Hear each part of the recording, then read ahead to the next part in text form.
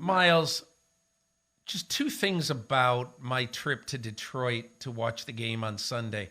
Number one is how impressed I was with Jared Goff right from the jump. I remember one time Joe Brady, when he had been the coach of Joe Burrow his last year at LSU, and I once asked Joe Brady about, so when you call a game for Joe Burrow, what is always impressive to me is that he comes out slinging every game. And he came out in that huge game where they scored 40 something against Nick Saban in Alabama, and his first couple throws were 25 yards down the field.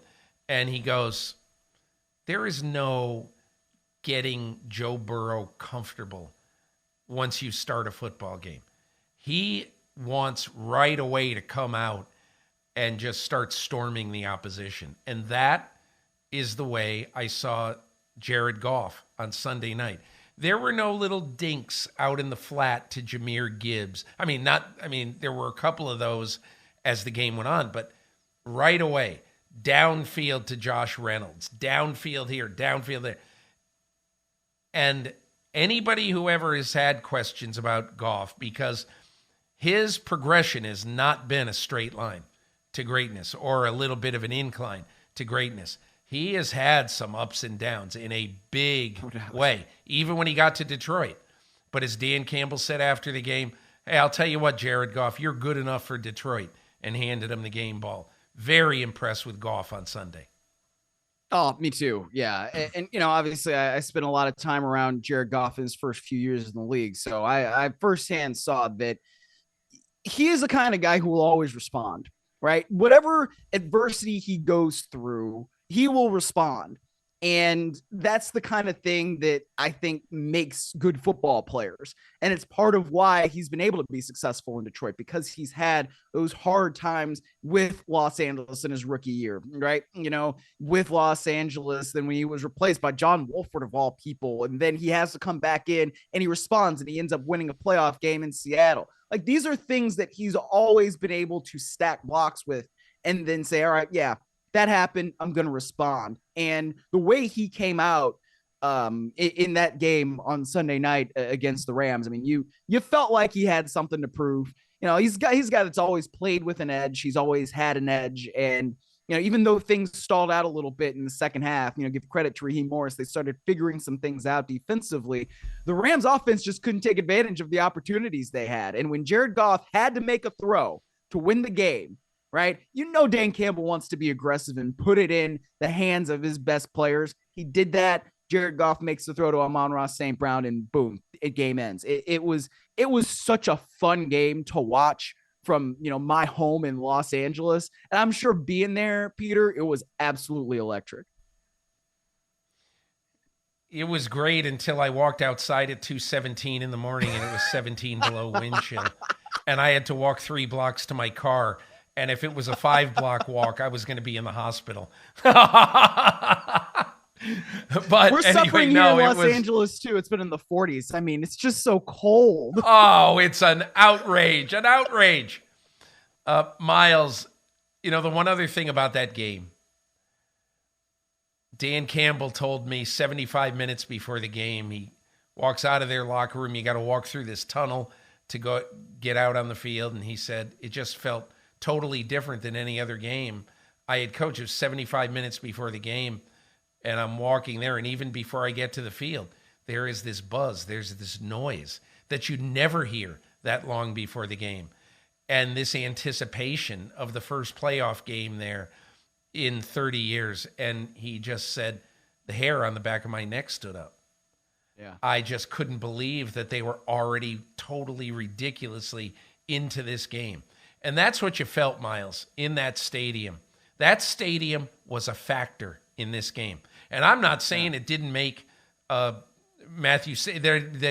made Matthew Stafford not play up to his capability. I thought Matthew Stafford was tremendous in this game against all odds, because he wasn't just playing 11 Detroit Lions. He was playing 63,000 fans, and those fans were a factor. From forcing the Lions to call a couple of timeouts because they, the way that Matthew Stafford has to call when he knows nobody can hear him is he goes like this. He points to his helmet. So now it's all the visual signal. You know what the play is. So now you got to watch me because you can't hear me call signals.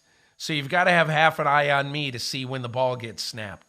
And that to me is a really, really interesting way to understand how a crowd can take an offense out of a game and how it can impact a game. But look, I think I thought that game, the two quarterbacks, and don't discount the importance of the emotion of that game on Jared Goff. Are you kidding me?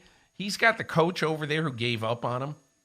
It's a playoff game, and he's got the guy playing against him who was the great quarterback in that town, who was brought into that town to play in games like this, and now it's Goff playing in that game. A lot of pressure on Jared Goff, and he played, in the immortal words of Stuart Scott, as cool as the other side of the pillow. Much, much complimentary love we gave love to Jordan Love. Now let's give it to Jared Goff. Myles, the one thing I would just say going forward is I think it's going to be hard. I think it's going to be hard for Tampa Bay to go in there. I'm just telling you, that is a special place right now. And I wrote it in my column. Been doing this for 40 seasons. That is among the top 5 combination of atmosphere and game I've ever seen covering football. And I was just so impressed with that place, that crowd. And it's one of the reasons, you know how I decided to do what I was going to do going into Wild Card Weekend? I understood that, man, big game for Dallas, and I thought hard about going there, but I said, man, they could lose, they could win 33-10, and then what do you say? What did they prove by whipping up on the 7th seed? In retrospect, would have been great to be there, but in retrospect, I'm damn happy I went to Detroit to see that whole scene. And I just want to ask you, what did it seem like? What did it sound like? What did it feel like on television? Oh man, it was obviously the game of the weekend, first of all, just based on the score, but man, you watch it and you just felt how physical it was, but it also just felt like it was two high-level teams competing at a very high level. I mean, from the throws that Matthew Stafford was making, Puka Nacua, absolutely brilliant. Puka Nacua, the player of the weekend, man. Yeah, he's a bad dude. And I mean that as a high compliment. As Sean McVay would say, he is a stud. Just absolutely tremendous. You get good plays by both defenses. No turnovers in that game. That was another thing that really stood out to me. No turnovers. The atmosphere, the environment was brilliant. Detroit, obviously, great job doing that. And, I thought it was just great competition. And it's what football in the playoffs should be about. And it's kind of a shame we didn't really see that in any of the other games. But for that one, that was certainly the game of the weekend. Hi, I'm Mike Tirico, and thanks for watching. Make sure to hit subscribe for the latest news and highlights from NBC Sports.